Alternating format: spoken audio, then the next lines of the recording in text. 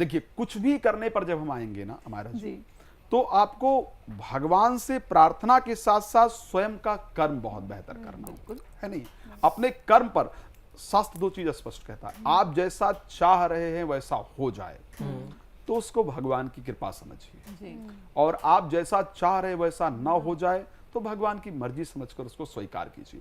अपने कर्म में आपको कमी नहीं रखनी चाहिए। राइट तो भगवान कर सकते हैं, लेकिन परमात्मा कहता है भाई कर्म तो कर। जैसे एक आदमी उसके हनुमान जी के यहाँ जाए, मत्था टेके और हर बार कहे भगवान मेरी लॉटरी लग जाए, भगवान मेरी लॉटरी, आपने कर्म की बात की इसलिए बता रहा हूँ, तो भगवान मेरी लॉटरी लग जाए, भगवान मेरी लॉटरी लग जाए।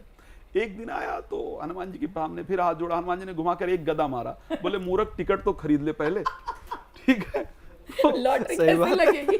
हाँ, तो कर्म पहले करना पड़ेगा। राइट कर्म करें फिर भगवान पर भरोसा करें। बहुत अच्छा कि आपने क्लैरिटी दे दी, पता चले अभी इसको देखते नहीं कि अच्छा आज तो राजमिश्रा जी और हमारे जी ने बोला खाली भगवान से प्रार्थना कर लो, सब अर्जी लगा के बैठ गए लेकिन एक्शन नहीं ले रहे हैं, Yes, कर्म नहीं जी। कर रहे हैं। तो कर्म करना इज वेरी इंपॉर्टेंट। जी आचार्य जी, अब ना मैं थोड़ा ज्योतिष में कुंडली की तरफ पढ़ता हूँ इस पॉडकास्ट में, क्योंकि कुंडली का बहुत महत्व रहता है, क्योंकि कुंडली से ही हम अपने जीवन के बारे में जान पाते हैं, भूत भविष्य वर्तमान तीनों काल के बारे में उसमें पता होता है। क्या कुंडली से ये जानकारी मिल सकती है? बहुत से लोग हम देखते हैं ना आज की यूथ जनरेशन की प्यार में धोखा मिल जाता है, कारण नहीं पता होता है क्यों मिलता है, एक दूसरे को दोष देने लगते हैं। अगर हम कुंडली को इसमें देखें, क्या कुंडली में कोई ऐसा योग होता है कि जिससे प्यार में धोखा मिला उसके बारे में पता लग सके?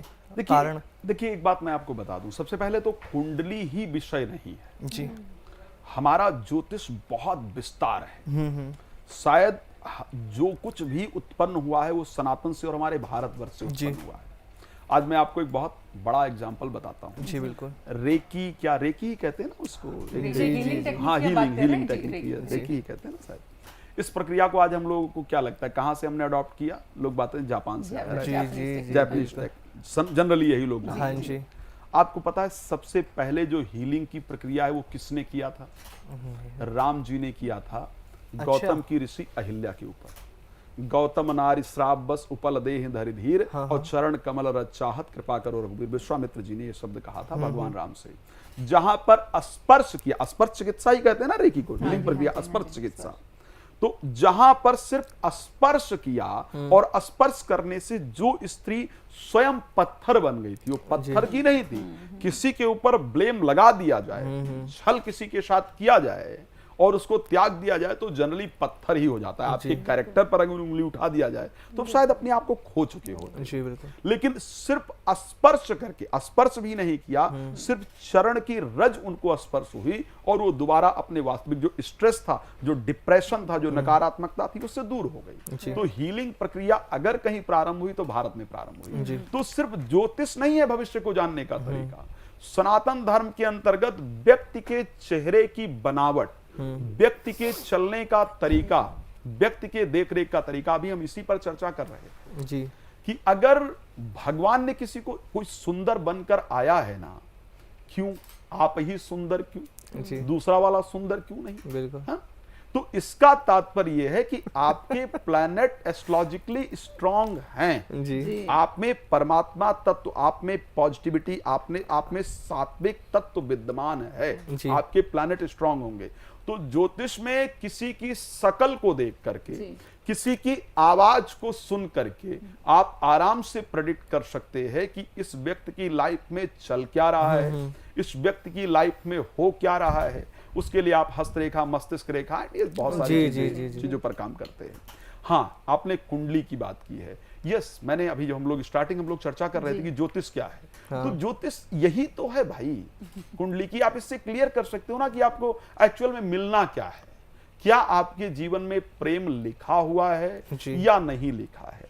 आपको प्रेमी प्रेमिका मिलना है या नहीं मिलना है? भाई हमारे जीवन में नहीं प्रेम लिखा तो हम दूसरी चीज पर काम करें, काहे उसमें टाइम बर्बाद करें? अब सुन करके भी आदमी नहीं बर्बाद कर रहा है। प्रॉब्लम यही है कि आप बता भी देंगे कि ऐसा नहीं होगा, हाँ। तब भी कुछ कर दो, हाँ। कुछ उपाय कर दो, कुछ बता दो, यही चाहिए। हाँ, तो उसमें क्या है कि जब आप कुंडली की बात करें, मैं थोड़ा सा उसको और क्लियर कर दूं। हाँ हाँ फिफ्थ लग्न एक व्यक्ति होता है, एस्ट्रोलॉजिकल आप तो देखती जी, हैं। जी, जी। तो लग्न एक व्यक्ति है, पंचम भाव प्रेमी या प्रेमिका है। तो अगर लग्नेश का और पंचमेश का संबंध है, अच्छे हाउस में है, इट मींस कि प्रेम संबंध बनेगा। उन दोनों का संबंध मिलाकर 7th हाउस से है, इट मींस वो प्रेम संबंध मैरिज में कन्वर्ट होगा।